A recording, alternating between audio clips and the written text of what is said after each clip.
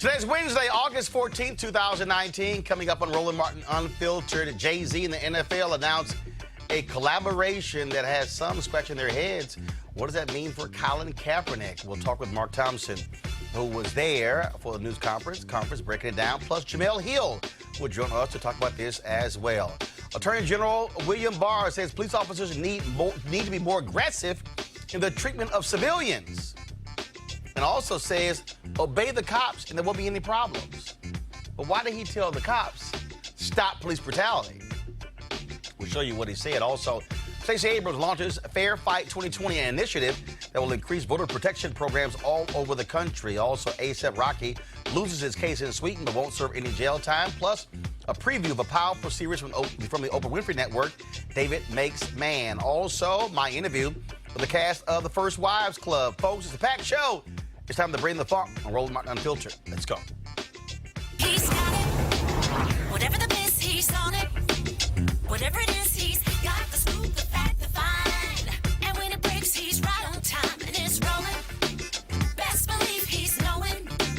Putting it down from sports to news to politics. With entertainment just for kicks, he's rolling. It's on go, y'all. It's Roland Martin, yeah. Rolling with Roland now. He's funky, he's fresh, he's real, the best, you know he's Roland Martin now.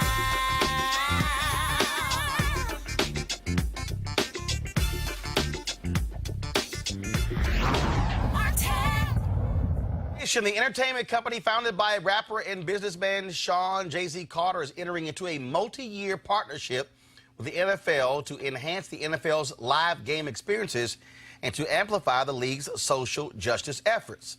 That's what the press release says, but a lot of people are wondering what's really going on here. Now, Jay-Z showed tremendous support for Colin Kaepernick, who still is being whiteballed by the NFL. He's ready to play, but NFL, not one team has picked that phone up to call him, even though they got some scrubs who are playing. In that news conference today, which is actually invitation only, I was invited, but Mark Thompson of Make It Plain Radio, Mark actually went on our behalf, and so we're going to talk to him in just a second. But Charlamagne the Guy of the Breakfast Club asked Jay-Z how could he partner with the NFL on social justice when Colin Kaepernick, who brought it to the attention of the masses by peacefully protesting against social injustice, is still being denied a job. Now, here's the deal. This is what Jay-Z said. Was to bring attention to social injustice, correct? So, in that case, right, this is a success, right? This is the next thing, right? Because there's two parts of protesting. You go outside and you protest, and then the company or the individual say, I hear you. What do we do next? Right? So, for me, it was like actionable item. What are we gonna do with it? Like everyone heard, and we hear what you're saying, and everybody know I agree with what you're saying. So, what are we gonna do? You know what I'm saying? So, reach millions and millions of people, or we get stuck on Colin not having a job. Okay, some of you may be wondering why were we only hearing Jay-Z and seeing photos? Well, first and foremost, no video cameras were allowed in this news conference. It really wasn't even a news conference. It was invitation only. There was no speaker, no conference call line there. So for reporters who were not in New York to actually participate in this, no social media was allowed. No photos were taken. The photos that you saw there were actually supplied by Rock Nation. Now, that's not how news conferences go, but that's actually what took place. Now, still, there's a lot we don't know about this partnership between the NFL as well as Rock Nation. But Carolina Panthers safety Eric Reid, former teammate of Colin Kaepernick and who continues to take a knee during the national anthem, has his doubts. In a series of tweets, Reid questioned the deal in light of the recent backlash against Miami Dolphins owner Stephen Ross, saying this: interesting timing on the partnership with Jay-Z on the heels of Stephen Ross's fundraiser for Donald Trump and the backlash his other companies are getting because of it. He went on to say, you and some others seem to misunderstand that we had no beef with the NFL. until they started perpetuating the systemic oppression that we are fighting by blackballing Colin and then me. Nah, I won't quit playing, but I will be a royal pain in an NFL's ass for acting like they care about people of color by forming numerous disingenuous partnerships to address social injustice while collectively blackballing Colin, the person who brought oppression and social injustice to the forefront of the NFL. Joining me right now is Mark Thompson, host of Make It Plain Radio, who was at the news conference there on behalf of us at Roland Martin Unfiltered, and also Jamel Hill, staff writer for The Atlantic. I'm going to start with you, Mark. Again, they decided no video, no conference. You can only do an audio recording portion of the Q&A. Were you struck by those decisions? And do you feel as if you got a clear understanding as to what this deal is between Jay-Z, Rock Nation, and the NFL? Well, in answer to the first part, thank you for having me on, and greetings to Queen Jamel as well. When I got there, it was peculiar. And when you do that type of thing, it makes you wonder whether or not there's something to hide or some guilt or some defensiveness. Why wouldn't they let us film? Why wouldn't they let us take pictures? They didn't even want us to tweet while we were there in the room. They did allow us to record the Q&A part of the session, but it was a bit unnerving and unusual that they wouldn't let us do anything live or share any video. Overall, I would say that Jay-Z was a little bit defensive. And let me just say, I have a lot of respect for him. He may mean well. We know the power and influence and the voice that he has. But there was a little bit of defensiveness, which to me raises the question, why would you even put yourself in that position where you would have to be defensive about this? Charlamagne and I both asked him about Colin Kaepernick. And, you know, he said some very interesting things, including, as you just heard in that clip, we reach millions and millions of people, or we get stuck on Colin not having a job, which, I mean, to say that one is stuck on that, to me, is a little bit insensitive. But he's a capitalist. He's a businessman. I think he sees an opportunity. The NFL certainly does. But I think it's a big risk because I think people are going to scrutinize this. And one of the biggest risks of all is that if he's going to be trying to manage and attract acts to come into the NFL, that, mind you, this isn't just a Super Bowl. They're going to be developing soundtracks and videos with major musicians around the NFL. Basically, the NFL is going to try to marry itself to popular music and popular culture. And I mean, we can talk later about what that agenda is all about. It's very interesting. Never seen anything like this before. So you'll be getting theme songs, Roland and Jamel, throughout the NFL season by major artists. They're going to be doing soundtracks. They're going to be doing videos. And so you're on all the digital streaming platforms, your music experience is likely to be very much tied to the NFL and promoting the NFL. It'll be an incredible cross promotion. I just think it's naive to think that music and entertainment, while it's often used as an opiate for us, I don't think it's going to work this time. There's so many issues out here, and I also don't think that the players themselves are going to let this keep them from demonstrating or making the statements they feel they need to make. Jamel Hill, Jay-Z had a quote where he said, "I said no to the Super Bowl. You need me, I don't need you." And I guess for me, where I'm just still confused, I've been to NFL games. I stopped going, and when Colin Kaepernick wasn't signed, it's been now going on 3 years. Here's the reality. I hear hip-hop right now in NFL stadiums. I see other acts as well. I see what happens in Atlanta. Just what's your understanding of this partnership? Just what do you make of it? Well, I think it's very confusing because I'm just, Jay-Z is a shrewd guy. I mean, we don't have to qualify everything that we say as we talk about this, but it feels like we have to because that just speaks to the level of respect that he has, especially in the African-American community. But I think he either misplayed his hand or isn't quite seeing really the big picture in this. You know, all those things that they're talking about doing with social justice are things that Jay-Z was doing anyway. He doesn't need the NFL to do that. He doesn't need the NFL's validation. He doesn't need their platform, and he doesn't need to broker another music deal. And while I get that this is an opportunity to maybe bring some other artists and to obviously implore more people, particularly people of color, around a huge global or a huge national brand like the NFL, at the same time, he has to understand that the NFL ultimately got what they wanted. They wanted to have a cultural connection with the community, because I think they realized, especially after Kaepernick struck that deal with Nike, that there were a lot of black people or a lot of people that supported Colin Kaepernick and were willing to not watch their product, or were certainly willing to not hold the league in that high esteem that they were used to being held in because of how they felt about him.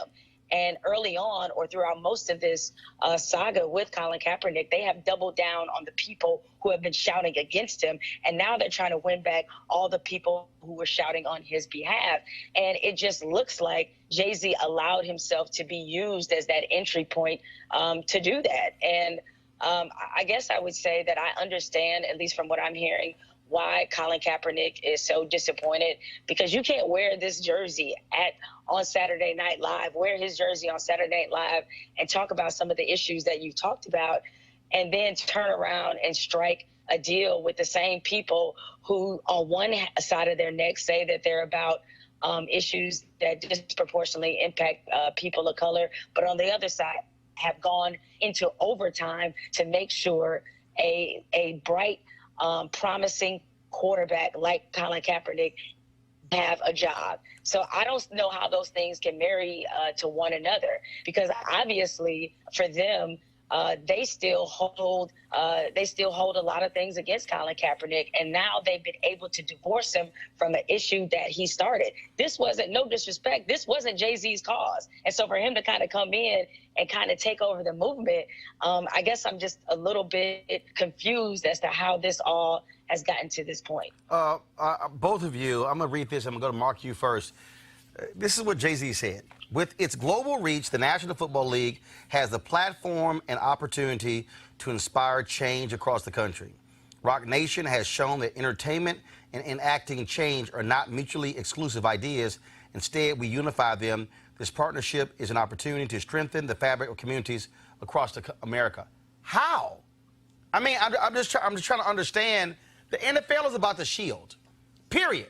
It's about how do you make a $10 billion a year entity hit $12 or $15 billion? That's what this is about.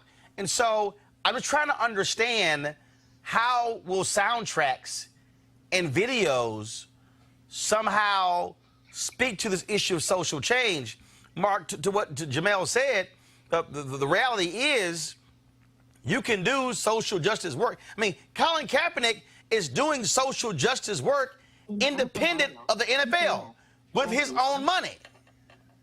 Yeah, I agree. And I think you're exactly right. What I found in the room was not only can individuals be narcissistic, but if corporations are people, they can be narcissistic too. And there's this attitude, I mean, Goodell even said it, that this is the biggest thing in the world, the NFL as an entity. There is nothing bigger. There is no greater attraction on the world stage. And to use that attraction to try to impact social justice through music, I mean, why not just cut the middleman out? You're right, music already exists, relationships already exist. Why not just cut the middleman out and go straight to the social justice piece? But you're right, this is going to make money. Obviously, some artists are going to benefit. But the thing, even what Jamel was saying about how it is somewhat baffling and short-sighted on Jay-Z's part. I mean, Jay-Z has a great reputation. He has his credibility intact. What if he reaches out to artists to join him to collaborate with the NFL, and those artists say to Jay-Z and the NFL, and Jay-Z in particular, no, because I'm standing with Cap. I mean, why he would want to even risk putting himself in that position is what is very, very confusing to me. So, I'm sorry, go ahead. No, finish your point. I'm going to Jamel. Yeah, well, I mean, that's pretty much it. So, you're right. It's about money, the collaboration, but it's entertainment. It does one thing, but entertainment is useful when the stars themselves speak out on social justice. Entertainment, sports is useful. Athletes are useful when they take a knee, but it's missing how performances, soundtracks, videos, all of that is going to also at the same time meet some of our social justice demands as a people. Jamel, when Jay-Z said, this wasn't about Colin Kaepernick getting a job, but the reality is the end result of this black man taking a knee and playing and this is the thing that people need to understand. The quarterback position is the premier position in the NFL. It is the most visible position. And for them to say, not only you're not going to play, we're not even going to call you. And to say that, well, he brought attention to the issue, but the issue is really bigger than Colin Kaepernick. No, they're sending a signal that fine if you're a wide receiver, okay, Kenny Stills, fine if you're a defensive back, Eric Green will let you back in. But what you will not be is the face of the franchise, the face of the NFL, and have the audacity to take a stand. And that, to me, is where a Jay-Z could have said, I will be more than welcome to do this deal, but I will not do the deal as long as that black man is not given another chance to play quarterback. And that simply didn't happen here, Jamel. No, I mean, and here's the thing, though, Roland, you also have to see how the NFL checkmated this whole thing. They went for the head of the snake. The head of the snake is Jay-Z. Yep. Because I know you brought up a few minutes ago or it was brought up by Mark a couple seconds ago about how other entertainers will, maybe they say no to Jay-Z. Nobody says no to Jay-Z. That's why they went after him. Because between him and his wife, you're talking about arguably the two most powerful people in music.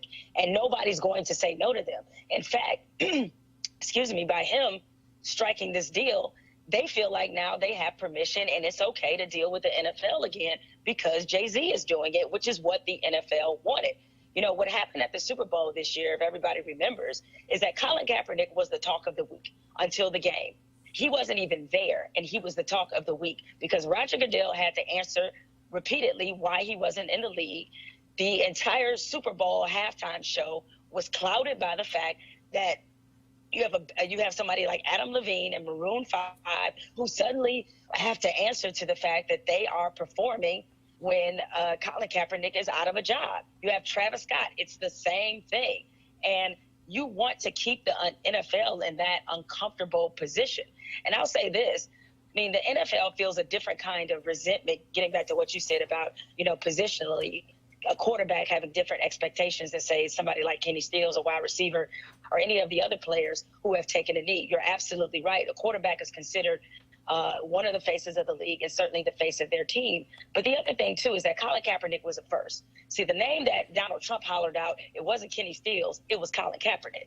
And he was the one in their mind that caused them to get caught up in a bunch of political drama and really caused a rift in their fan base, caused a rift between players and owners. They blame Colin Kaepernick taking a knee for all of those things.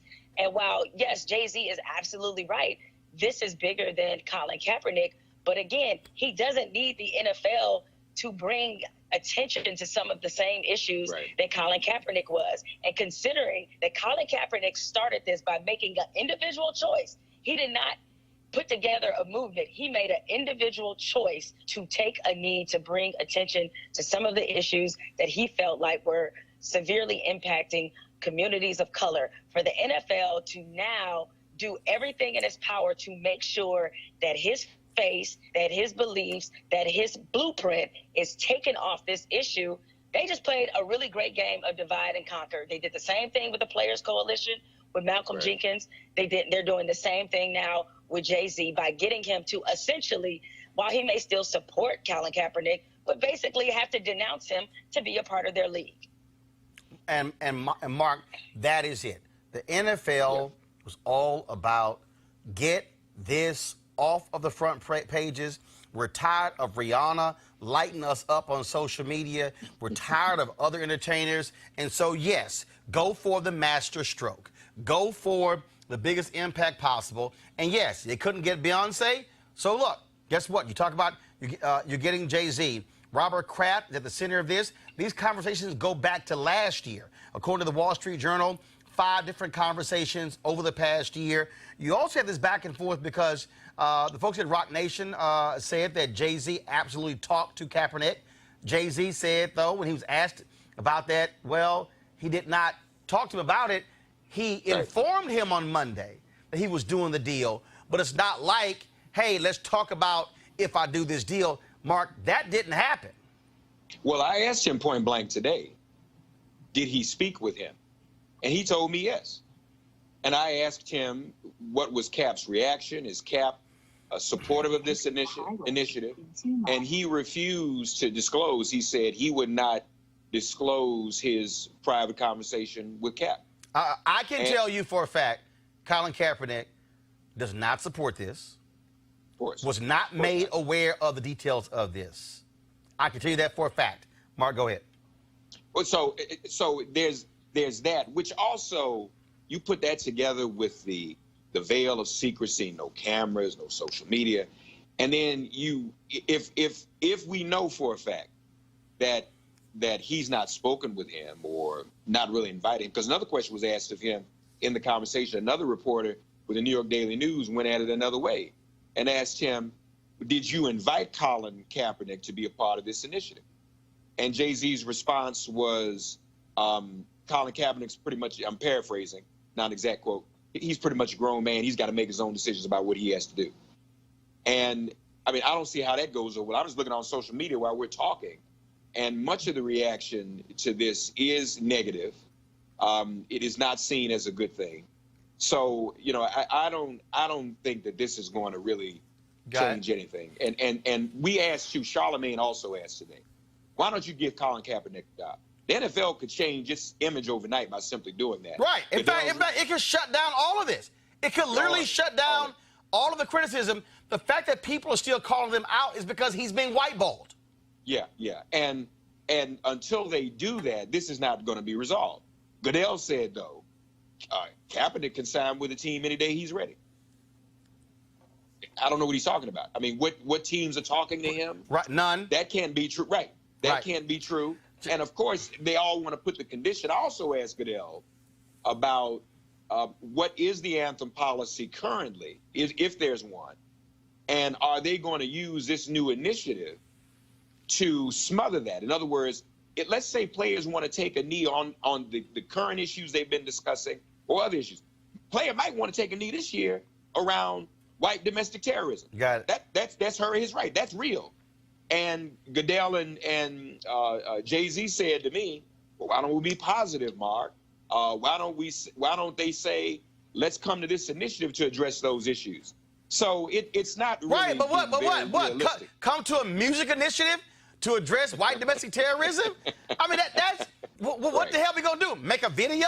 No. Right. And see, the other question is, are these music videos, is this going to be protest music? Is this going to be conscious music, woke music? Who knows?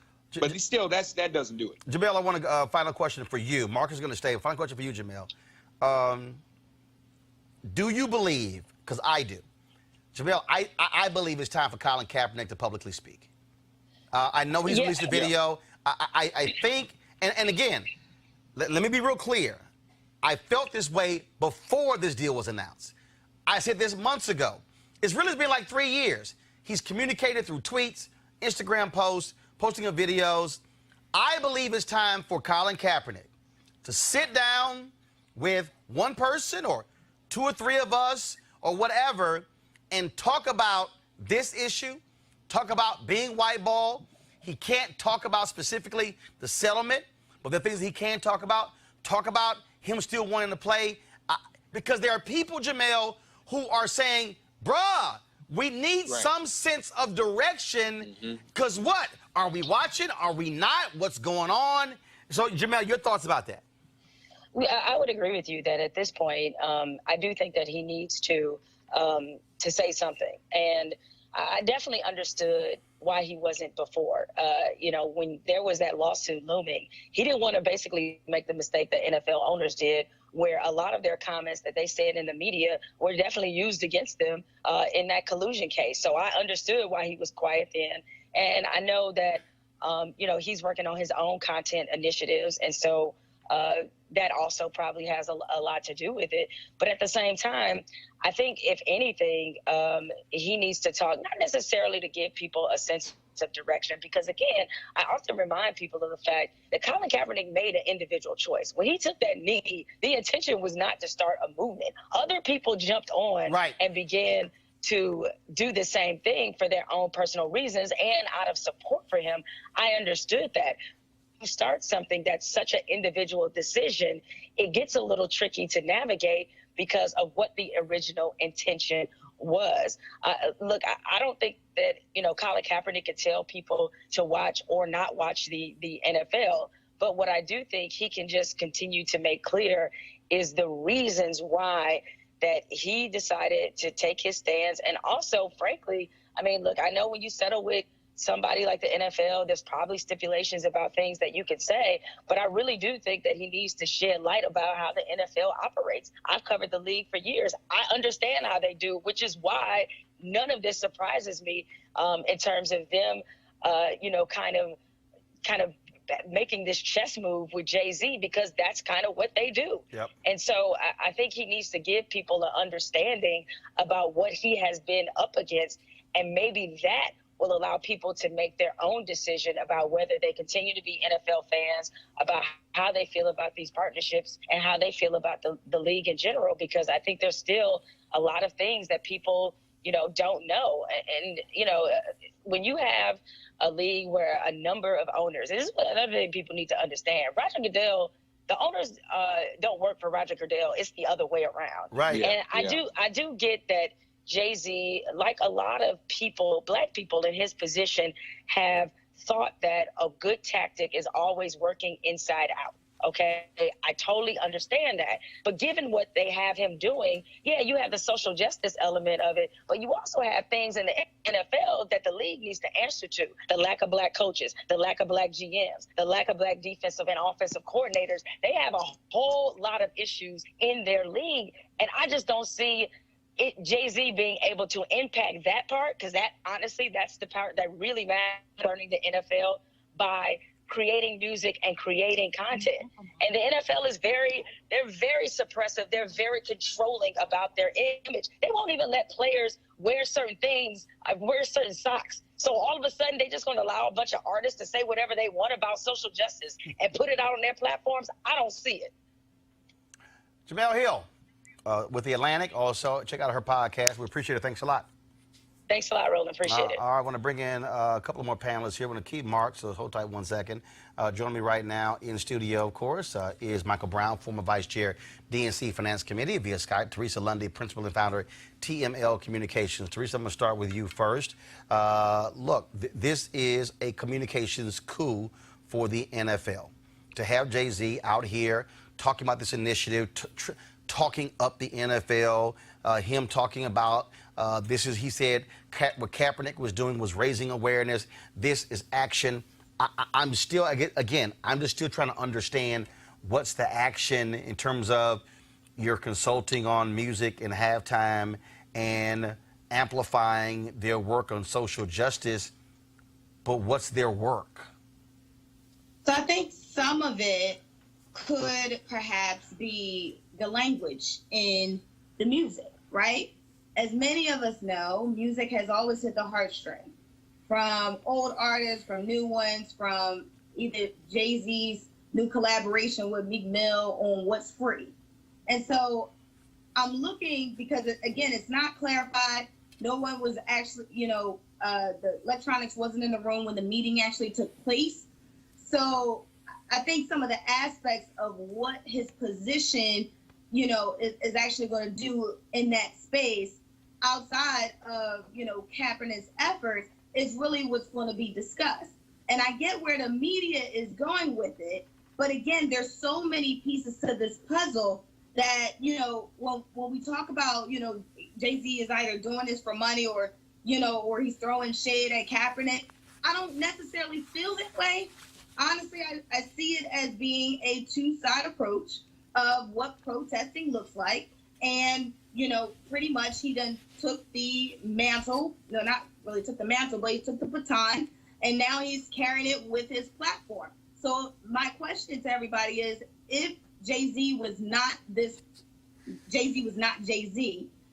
who else would it be? First of all, if Jay-Z wasn't Jay-Z, NFL wouldn't be talking to him, Michael. I mean, at the end of the day, what you have here is a league who has caught lots of hell. And what they want the heat taken off. And if they got to go cut a deal and write a big check to protect a $10 billion shield, they'll do it. Well, and they're best at that. I think whether it's politics, whether it's media, whether it's business, whenever you get to the mountaintop, and I think it was said earlier, I'm not sure who said it, could have been Ms. Hill, about that Beyonce and Jay-Z are arguably the most powerful people in music, clearly at the top of the mountain. You have the ability to really make change. And during this negotiation, really making change, because Jay-Z doesn't need the NFL. He could say, look, either he gets a job or he's going to be the spokesman for this initiative. One or the other, because he's going to be involved. And if they said, no, sorry, Jay, then Jay would say, okay, well, then I'm going to have my press conference. I'm going to say, here was my stipulation to the deal. Either Cap gets a job or he's my spokesman. They said no to both. I had to walk. That, to me, is really showing, flexing your power and your ability to make a difference. And I like Jay. I think we all do. We all respect him. But I think he had the opportunity to do something special. Didn't do it. And Mark, to the whole point about what Jamel said, and I agree with her 100%. You've got a major problem when you had black potential head coaches who could not even get interviews this year. That's right. The lack of black executives. And again, I'm not comparing myself to him at all. But look, as the vice president digital for NABJ, when we went after CNN goes, oh, we'll meet with y'all, but we're not going to meet with y'all if Roland Martin's in the room. Damn that. Because, see, I care more about the fact that you ain't got no black executives, so damn a meeting. My deal is first of all, you're not going to tell us who's going to sit on our side of the table. But this is where, and I get music and how it can unify us, but the reality is this here. If black men can't get head coaching jobs and can't get general manager jobs, there's not a single African-American, to my understanding, who is a team president. The upper echelon. So what that says is that we continue to be the field hands who are making everybody happy. Yeah. Making everybody smile. Yeah. Providing the entertainment as opposed to being in power positions in these leagues, on these teams. The history of America is we're the only desire is for us to smile and dance and sing. Let's just be honest about it. And to some extent, performing in a sport is its own form of entertainment. When you really think about it, even though, you know, there's a great deal of athletic prowess involved, there's still a level of exploitation. Nothing in this addressed any of those issues you just raised. And then one other category we can't leave out is ownership. We don't own squat. And that's a whole nother thing. Management, ownership, all of that. So I asked the question about that. And Goodell cut me off. He said, well, Mark, isn't this a start? At least this is a start. I said, okay, but it's a start. But in the interim. Hell no. Art Shell, as the first black head coach in the modern NFL, was a start. That was in the 80s. Yeah. We're beyond starts. Well, but I think what he meant is all of the things that you and I just listed, that this initiative is a start for that. Now, let me just say this, just to give a little more information and fairness. They are going to award grants to community-based organizations that the players are going to determine. And, you know, that's okay. I don't think anybody has a big problem with that. In fact, that's probably the most significant and meaningful thing that this might do. not clear on all of the groups that'll be named. Some of the artists are even going to name groups and causes that are priorities to them. But I think, though, you know, this is just one of those kinds of things where you have some entertainment, throw money, but still the real core issues are not addressed. And the biggest core issue right now is that Colin Kaepernick still doesn't have a job, and he's symbolic of all of the problems that are going on with the NFL. And for example, they want to address criminal justice reform and police brutality, but the way you addressed it up thus far has been to punish Colin. So whatever you do now is overshadowed. If you don't fix what you've done for Colin, you can't make us forget about that by now saying you're going to address police brutality and criminal justice. It's not very clearly thought out. And Michael and Teresa, I go to you first, and that's the fundamental issue here, that you can talk about social justice, you can talk about handing grants, but when 32 billionaires decide we are going to penalize the black man who chose to raise their consciousness, it's a little hard to say we want to impact millions when you're sitting here saying we're going to make an example out of his ass. And that was our earlier conversation. And so I think part two of that conversation is now that Jay-Z is at the table, Jay-Z is now bringing his influence, his followers, his supporters, and more key to this, his strategy and development to the situation.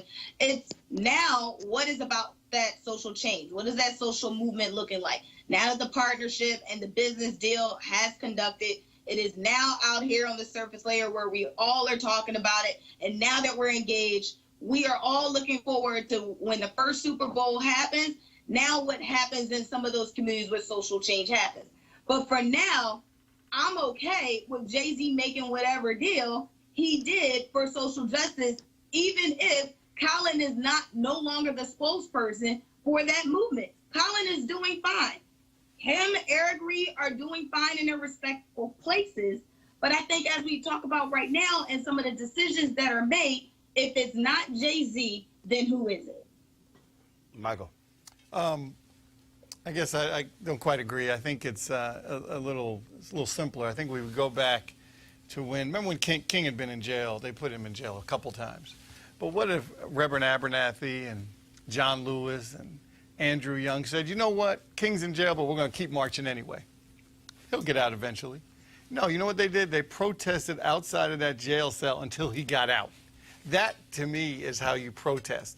That's how you make a difference, because otherwise the white judge, the white police officer would be like, hey, they kept on moving. They didn't care about King being in jail. But when you make the stance, you have to make the stance all the way and change the head of the spear first, and that was Cap. And again, and I'll use what we did with CNN.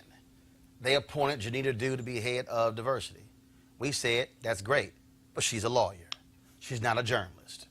And then the next week, they appointed Marcus Mabry, promoted him. We said, that's great, but we ain't satisfied.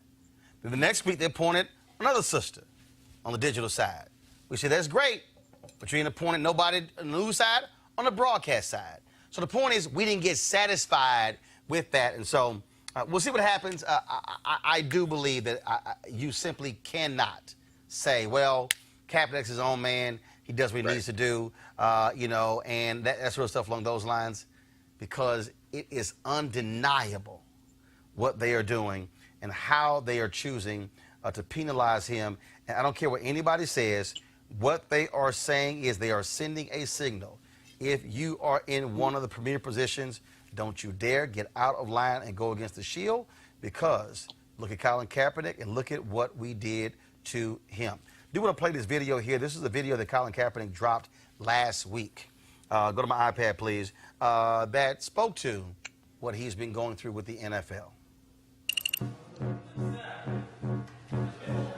5 a.m., 5 days a week, for 3 years, still ready.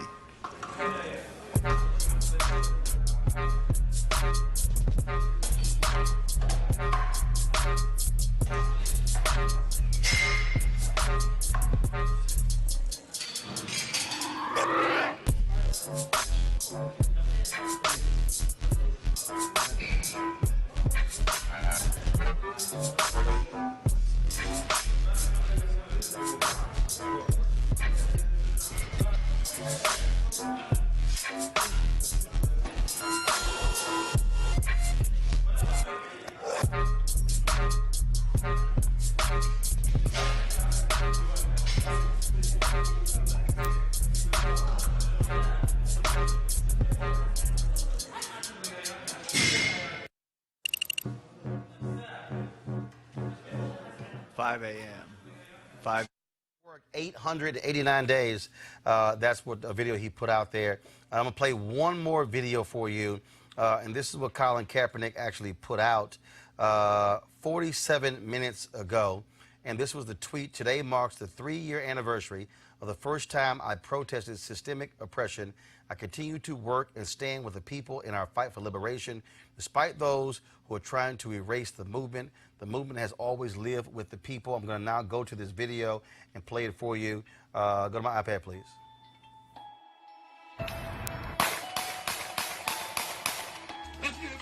How can you stand for the national anthem of a nation that preaches and propagates freedom and justice for all? That is so unjust to so many of the people living there. This stand wasn't for me. This is because I'm seeing things happen to people that don't have a voice. When he took that knee, he took the knee for my child. 49ers quarterback knelt instead of standing during the national anthem at last night's game. He's expected to kneel once again and protest to what he says are social injustices to African Americans. I appreciate that he used his platform to reach so many people. He took a knee for the people. People that don't have a platform to talk and have their voices heard and affect change. We shouldn't have to protest because y'all are treating us wrong. We do this because we need to and have rights. One of the greatest feels is to see your child hurt and knowing there's nothing you can do about it. I'm going to continue to stand with the people that are being oppressed. So many people that want to do it, but they scared to do it, you know, and he did it. Basically, he took a knee for all these families that are out here today for freedom. It is our love for 12-year-old Tamir Rice, who was gunned down by the police in less than 2 seconds, that will not allow us to bury our anger. It is our love for Philando Castile, who was executed in front of his partner and his daughter, that keeps us fighting back. No justice, no peace. It is our love for Stephon Clark. The chief of police got my brother killed. He doesn't care. He shows no emotion at all. Who was lynched in his grandma's backyard, that will not allow us to stop until we liberate our people.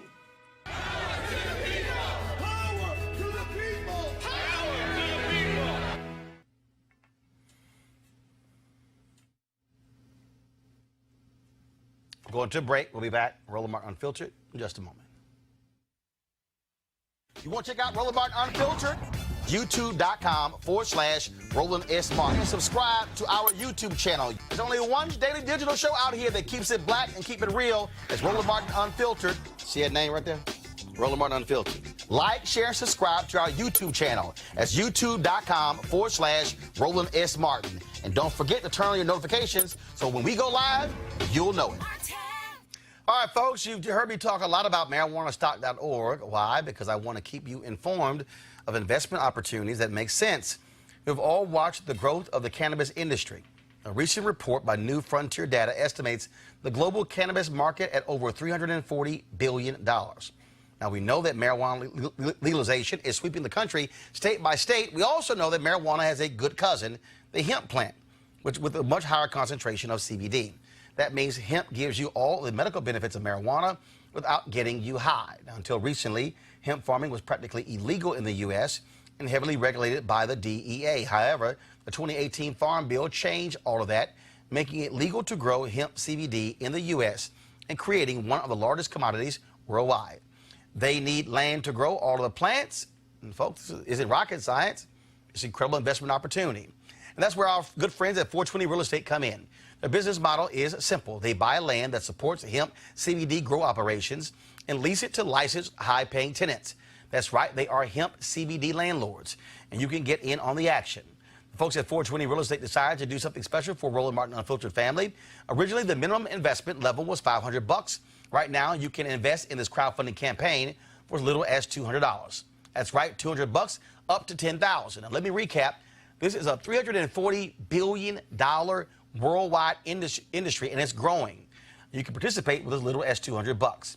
To invest, go to marijuanastock.org. That's marijuanastock.org. Get in the game and get in the game now. Our folks, Attorney General William Barr gave a heated speech yesterday about being tough on crime to the Fraternal Order of Police. Now, in it, he encouraged officers to have zero tolerance for resisting police, as well as making other inflammatory remarks.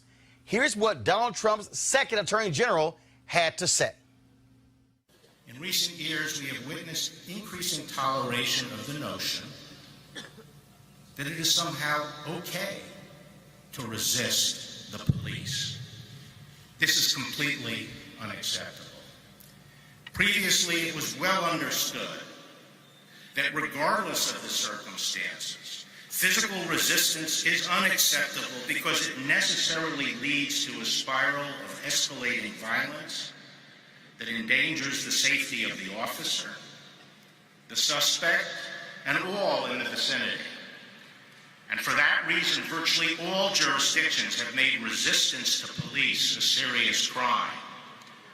Not too long ago, influential public voices, whether in the media or among community and civic leaders, stress the need to comply with police commands, even if one thinks they are unjust. Comply first, and if you think you've been wrong, complain later. But you don't hear that much anymore. Instead, when an incident escalates due to the suspect's violent resistance to police, the fact is usually ignored by the commentary. The officer's every action is dissected, but the suspect's resistance and the danger it poses frequently goes without mention. And those who resist must be prosecuted for that crime.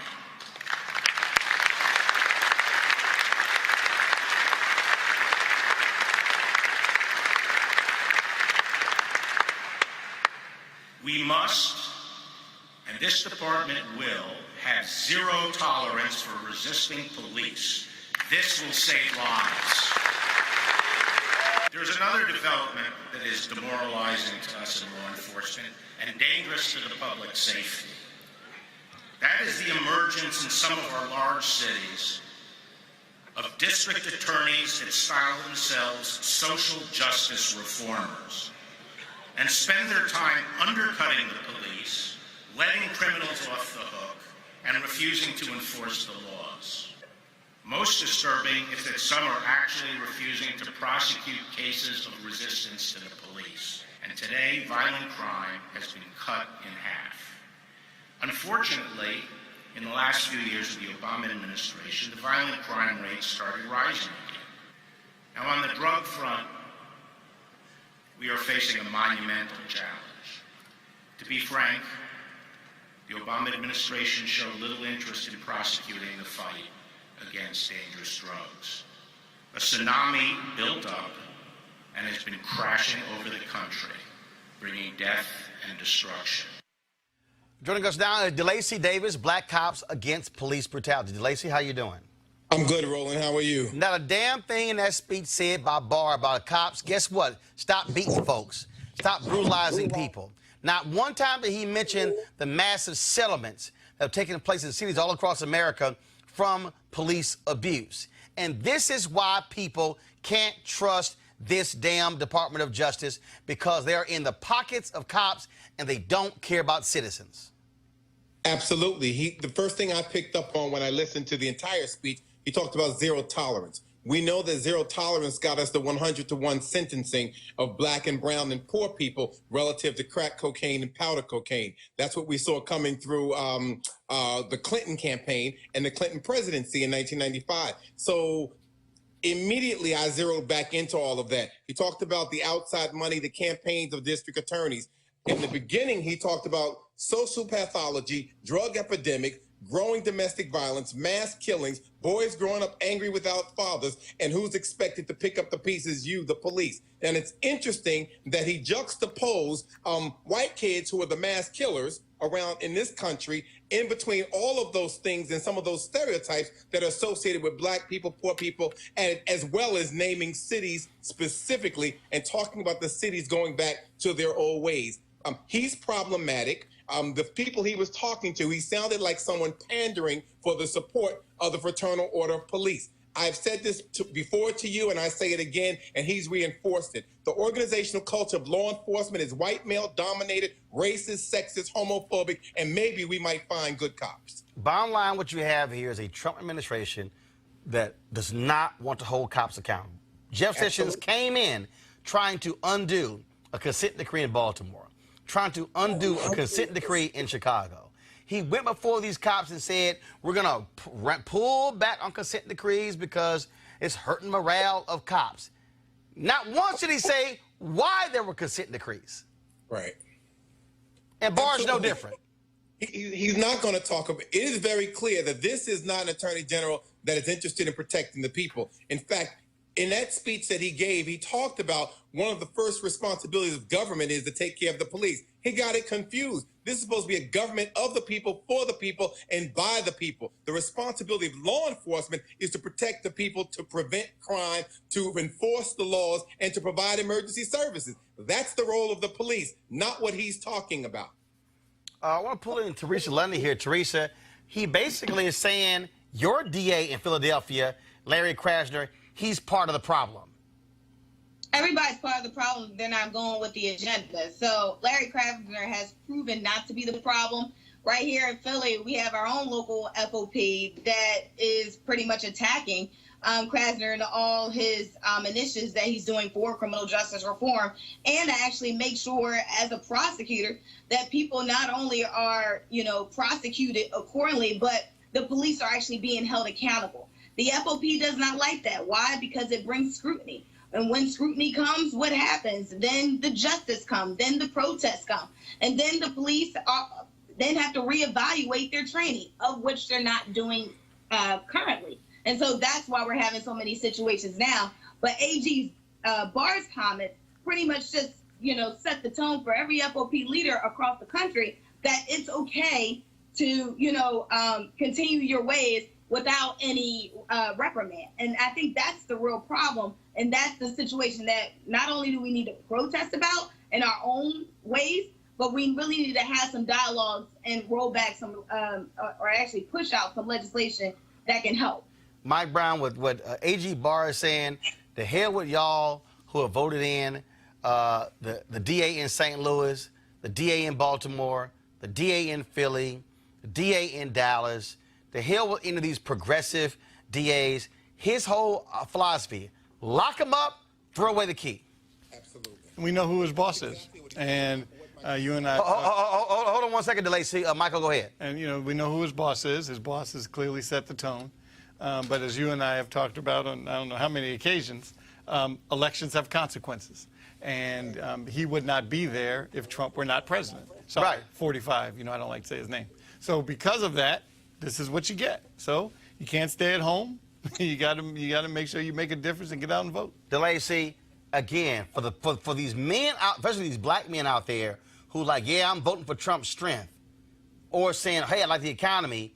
This is what I keep trying to explain to people. Another 4 years of Barr as the Attorney General would be devastating to black folks and people of color, because what they are saying to the cops, do whatever you want to do. We are not even going to waste our time filing charges against you. Yeah, the message that he sent to the FOP and to the country, it's a dog whistle. And it's a loud whistle that says, absolutely, we're going to charge people. They know that 90% of cases that usually go to a district attorney or prosecutor's office is negotiated. So for them to turn and say that the sentences in cities are pathetic, and they're going back to the days of more crime and more victims. They've never been concerned with victims in poor communities, and certainly not in the city with black and brown people. So the concern is that they're setting up this dichotomy where folks are going to be forced to defend there's some laws on the books in other states where they have a self-defense law. So what you're saying is that people should submit to an unlawful arrest and then negotiate it later. Absolutely not. People are going to fight for their lives. Absolutely. Delacey Davis, we appreciate it, man. Thank you so very much. Thank you, Roland. All right, folks, going to a break. When we come back, we're going to talk about Stacey Abrams, her voter initiative, and also the Dow dropping 800 points today. Still winning Donald Trump? All that next. Roland Martin Unfiltered. Hey, fam, I want you to like, share, and subscribe to our YouTube channel, youtube.com/Roland S. Martin. And don't forget to turn on your notifications. You want to support Roland Martin Unfiltered? Be sure to join our Bring the Funk fan club. Every dollar that you give to us supports our daily digital show. There's only one daily digital show out here that keeps it black and keep it real as Roland Martin Unfiltered. Support the Roland Martin Unfiltered daily digital show by going to RolandMartinUnfiltered.com. Our goal is to get 20,000 of our fans contributing $50 each for the whole year. You can make this possible. RolandMartinUnfiltered.com. All right, folks, Life Lux Jazz is the experience of a lifetime, delivering top-notch music in an upscale destination. The weekend-long event is held at the Omnia Day Club Los Cabos, which is nestled on the Sea of Cortez and the celebrity playground of Los Cabos, Mexico. The Life Lux Jazz experience offers the ultimate getaway for discerning jazz aficionados by pairing an upscale international destination with luxury accommodations, fine hot cuisine, top-shelf libations, breathtaking golf, exhilarating spa, health and wellness options, and much more, while showcasing some of the biggest names in entertainment. The second annual Life Lux Jazz Experience continues to build upon its success and heritage with Jazzing Around Los Cabos, a celebratory expansion of accomplishing its goal of sharing all the finest the destination has to offer, including daytime excursions and mini concerts, including the Spirit of Jazz Gospel Brunch and Jazz Sunset Cruise. Confirmed guests, comedian actor Mark Curry, Gerald Albright, Alex Bugman, Raul Madon, Incognito, Pieces of a Dream, Kirk Whalum, Average White Band, Donnie McClurkin, Shalea, Roy Ayers, Tom Brown, Ronnie Laws, and Ernest Quarles. Man, that's a hell of a lineup. For more information, visit the website at lifeluxjazz.com. It's lifeluxjazz.com. Also, we'll be broadcasting Roland Martin Unfiltered from Los Cabos the Thursday and Friday. And so you definitely want to be in the house, folks. It is an amazing experience. I can't wait for it all to happen. So go to lifeluxjazz.com to sign up today. All right, folks, let's talk a little politics here. First off, today, Dow Jones dropped more than 800 points out of fears that we are on our way to a recession. Yeah, a recession. Joining me right now is economist Dr. Julianne Malveaux. Doc, how you doing? Hey, Roland, how you doing? All right, so 800 points. Donald Trump is calling the Fed out, saying it's all their fault. Not sure. His trade policies are screwing this whole economy up. Well, that's the bottom line, is that his trade economies are making things really crazy. I hope that I show up right. No, you're fine. You're fine. Keep going. You're fine. I'm not good at all this. Doc, just keep talking. But anyway, here's the bottom line. The bottom line is that his interference in world trade is causing the possibility of a world recession. Not a U.S. recession, but a world recession. And he doesn't get it. U.S. farmers are upset. U.S. coal miners are upset. The United States is upset, but he doesn't care. And the Dow is not, let me say this, it's not science, it's vibe. So what people are saying is, we ain't feeling you. When the Dow goes down, it's not vibe. You know, we don't know that,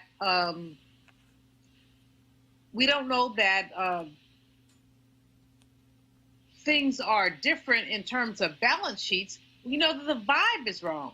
And we've known that the vibe is wrong for a long time, but now it's showing up in terms of the Dow, in terms of the SPG, It's just showing up. And what's happening is, of course, you have concerns in Germany, concerns in China, and look, he focuses on the stock market. That is not the only economic indicator, but what we're dealing with here is also, again, companies out there who, and there's not much we can do now, because what happened? He started off with a massive tax cut. Now we realize that, first of all, people said it was going to happen, that those companies took that money, did not give it to workers, did not invest in their facilities, gave it all back to shareholders, and pocketed that money. And so guess what?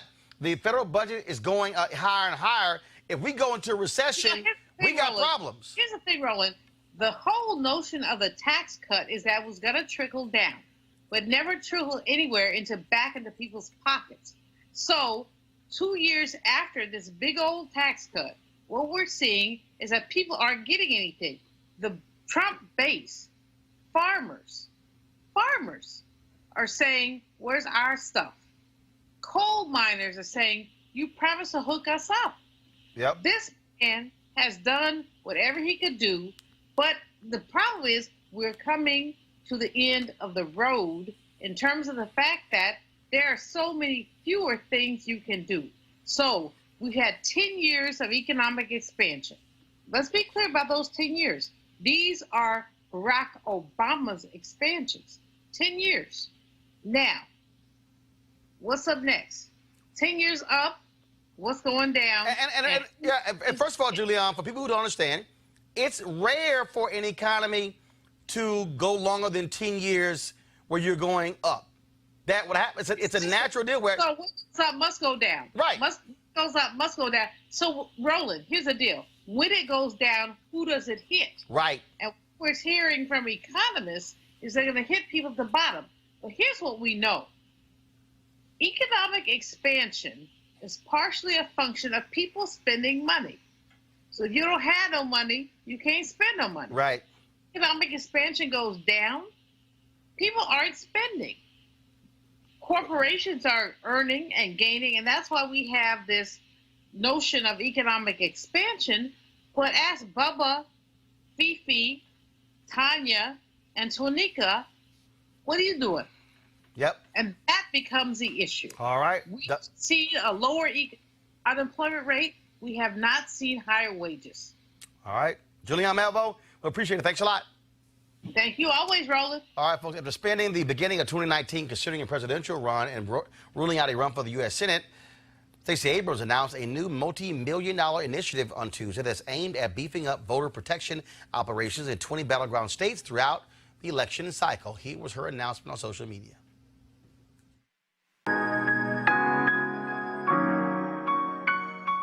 The promise of democracy in America depends on free and fair elections. Elections in which every eligible voter can register, cast their ballot, and have their ballot counted. But the scourge of modern voter suppression and broken electoral processes threaten that promise. Heading into the 2020 election cycle, we cannot be successful as Democrats if we allow our democracy to lie in disrepair. We must proactively protect every vote, starting right now. So I am excited to announce the launch of Fair Fight 2020, a comprehensive initiative to staff, fund, and train Democratic voter protection teams on the ground in battleground states across the country. These teams will work early, ensuring that all eligible Americans can vote and have their votes counted. But Fair Fight 2020 needs your help to succeed. You don't have to be an attorney or have any specific qualifications. People of all backgrounds and talents will work together on your state's voter protection team to ensure a free and functioning democracy. Whether you plan to vote for expanded economic opportunity, access to health care, or high-quality public education, the policies you want to see passed in our country require a fair fight in 2020. So join me today to protect every vote by signing up at fairfight2020.org. Creating a government of the people, by the people, and for the people will happen only when we hear every voice from the people. Thank you for your support, and let's get it done.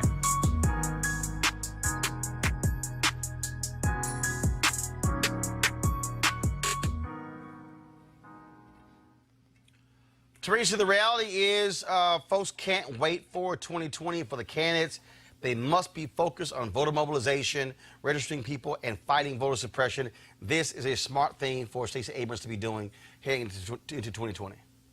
Absolutely. And I think it's the first step of many. She is one of many influential individuals who ran for public office, who decided to now take, what she was running on for the campaign, take her support, and actually repurpose that into valuable information that can support local communities. I've always been an advocate here on your show, Roland, about supporting local communities, what local engagement looks like. And so as we cannot wait, for 2020 or 2022 to happen, I think, again, with some of these local elections and local municipality races, this can really lead the engagement and the grassroots initiative that needs to happen in order to get the right people in office with the right message at the right time. Mark Thompson, bottom line is going after those hard-to-reach folks. I think a lot of people sat their asses at home in 2016. Oh, there's no difference between Hillary Clinton and Donald Trump. Now they realize that was a damn lie. And so, but folks, the money has to be invested on the ground locally to be able to pull those folks out. Abrams did that in registering people in Georgia. I think this is going to be critical in key battleground states in 2020. I agree, and I hope people are getting off of their rusty dusties. That remains to be seen. But we have to go back to what was done even during the Jackson campaigns and right in the aftermath of the Jackson campaigns. There was long-term investment, not piecemeal investment on the year of an election. In other words, investment in terms of funds, grants, financial support to GOTV on the ground happening in the year of the election or a few months prior to the election. We have to do this right now. We're already behind schedule. We've got to compensate. We need more voters. We need more people registered.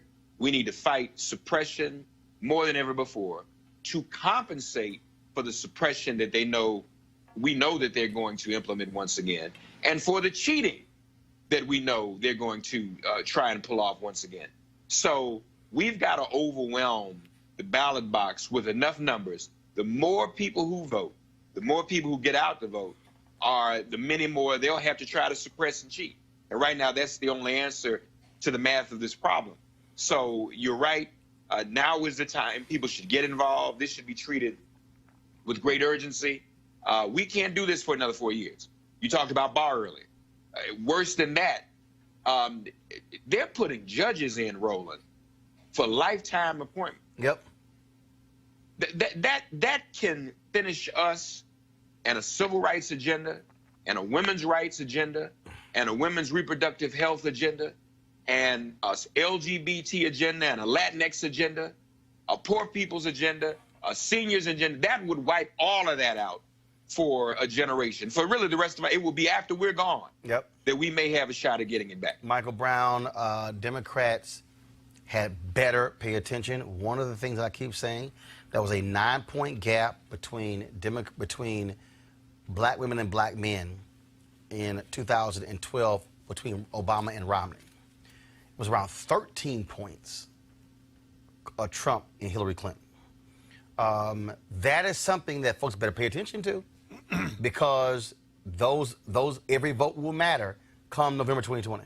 Absolutely. And it's going to be interesting to see how everything plays out after the primary. I mean, we can certainly enumerate many reasons why Secretary Clinton lost, but clearly one of them was a lot of the Bernie people were still pissed and didn't come out to vote in the general. And so this time, I think we have to make sure we look back at history and look at what the Republicans did in 2016. You saw how ugly that infighting was during that primary of it was 17, 18 people.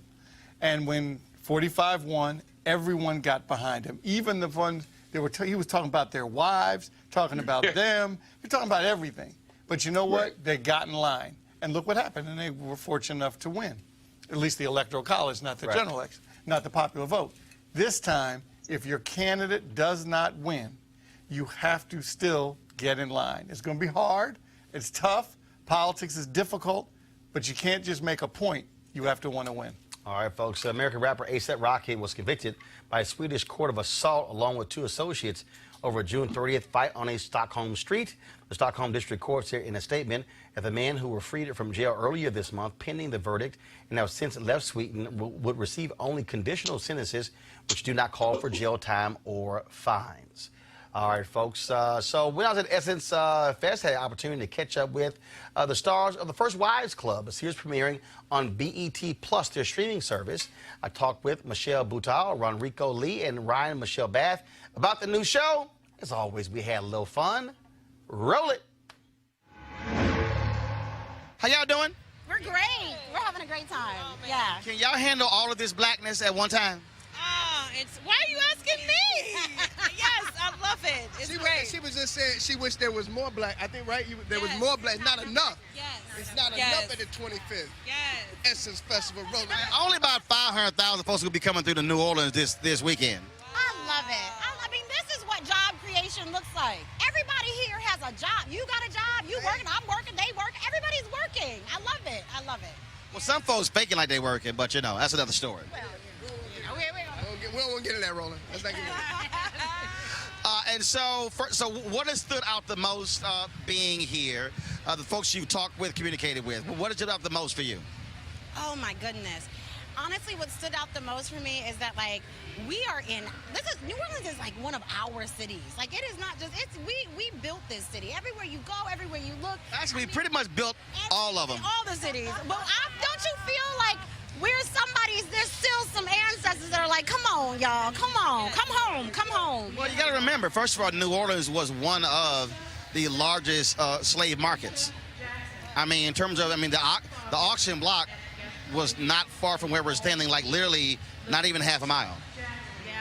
Yeah, I mean, it just means that much more being here and being on a show created by a black woman, starring black women. I mean, it's just so special. All the love in every situation we've been to. Like, everybody's here to support each other, lift each other up. So it just makes you want to be your best. Rico, you talking about black girl magic, but they do like black brothers as well. You know, they show me love at Essence, so I'm always honored when I get invited to Essence Festival. Get to come, hang out, eat good. Still looking for gumbo. Who got the good gumbo? I ain't had my gumbo yet. I got to have gumbo before I leave. I had some bad gumbo last night, and I was at one particular hotel. I said, whoever made the gumbo, fire their ass. I did. First of all, my grandparents from Opelousas, Louisiana. I know how to make gumbo. I said, but the fried chicken they had, I said, that person can stay hired. No, it was some hell of fried chicken. So I'm like, I said, they can keep a job. If it was the same person, they conflicted. And we don't want conflicted. We don't want conflicted. I like this. Well, I can't wear a regular pocket square. Okay, I appreciate that. You know how I do. You know how you do, man. We used to do the hoodie awards, the neighborhood awards in Vegas. Come on, man. Wow. Every year, Rolling Shore clean, ascot. Man, come on. This man right here. Oh, yeah. Can't be regular. No, or raggedy. Can't be regular. Oh, yeah. That word ain't never been used with me. That ain't gonna happen. My daddy taught me how to dress. Yeah, I was like, you know what? I'm going to bust out the plus-size fringe. I'm getting stuck in every car door, but that's okay. It's worth it. It's worth it. I need help going to the bathroom, but I look good. Great. You need assistance? I need assistance, like a wedding. I know. Friends like keep hitting me. Car wash. Your friends keep hitting me. Keep your friends to yourself. First Wives Club debuts when? September. Yes. On BET Plus. That's it. September. Look for it in September. The beginning part of September. In the fall, like school season. School's happening, and so is First Wives Club on BET Plus. Yeah, sometime around Labor Day. I can even get more specific. Oh, and we found out that the BET Plus streaming service is going to be free for a month and $9.99 after that. So to get all of your... This is so much information. I did not know. This is all... You got no email. New information. New information. You are hired. I'm scrounging for that information, let me tell you. But I'm here to share. I'm going to tell it all. See that damn person in school who always read shit, and was always the one, right? She sat her ass up front. She was always like, when I asked a question, she was like, Had all my information correct. Don't trip. Yeah. The rest of the class, I can't stand her ass. At least I bring the grade point average up, right? No, you messed the curve up. I don't know about that. No, we all want a friend like Ryan because she knows everything and she's like a walking Wikipedia. We're never lost. We're always in the know. That's because she follows me on Twitter. That's true. I do follow you on Twitter. I love you on Twitter. You are my homie on Twitter. I'll be talking back to you, be like, really? Oh my goodness. Okay, Roland S. Martin. Oh my goodness. Like, do you follow me on Twitter? Yes, I don't know who my Twitter followers are. Rodrigo just told me I didn't follow him on Instagram, and I called him a liar to his face. But he was right. Pull out your phone. Uh-oh. She follows me now. She follows me now. By time. I know. I'm terrible. He'll cuss you out. He would never cuss me out. No. I would. Face, not to her face. That's not. Well, you wasn't following, I'll cuss you out. No, not me. Not the shiny star. That's the one who you cuss out. First Wives Club, BET Plus, their streaming service. Check it out. All right, folks, that's it for today. I want to thank Mark Thompson, Jamel Hill, Teresa Lundy, Michael Brown for joining me on the panel today. Great conversation, folks. I want to thank all of you for watching as well. Please support Roland Martin Unfiltered by joining our Bring the Funk fan club. Go to RolandMartinUnfiltered.com. Every dollar you give goes to support this show. Tomorrow I'll be broadcasting from Pittsburgh, where I am going to be giving a speech on the state of black learning, and then also on Friday, it'll be in Cincinnati for the Ford Cares Black Men's event taking place there as well. So we'll be back on the road tomorrow. Again, RolandMartinUnfiltered.com. I want to thank all of you for, again, joining us. And remember, we started this show, 170,000 subscribers on YouTube. We are now close to 350,000, just 4,000 away. So go to our YouTube channel, click subscribe, and all I want you to do is turn on your live notifications. Same on Periscope and Facebook. So every time we go live, pops up on your phone, pops up right there. You can just click it, and boom, watch whatever event we are live streaming. So please, I want you to do that. Thanks a bunch, folks. I got to go. I shall see you guys tomorrow. Holla!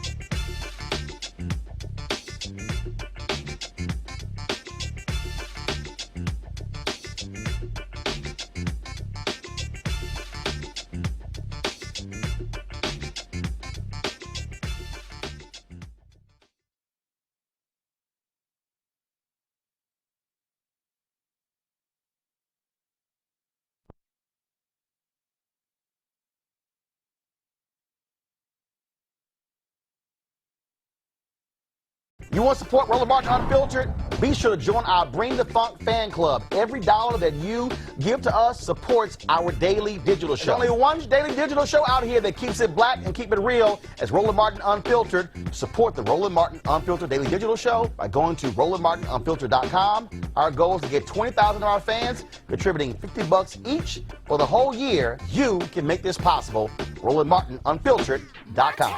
This is Diala Riddle, and you're watching Roland Martin Unfiltered. Stay woke. This is Director X, the director of Superfly on the red carpet, or the black carpet, and you're watching Roland Martin Unfiltered. Yo, what up, y'all? This is Jay Ellis, and you're watching Roland Martin Unfiltered. Hi, I'm Chaley Rose, and you're watching Roland Martin Unfiltered. I'm Lex Scott Davis, and you are watching Roland Martin Unfiltered. Hey, what's up, y'all? It's your boy Jacob Lattimore, and you're now watching Roland Martin right now.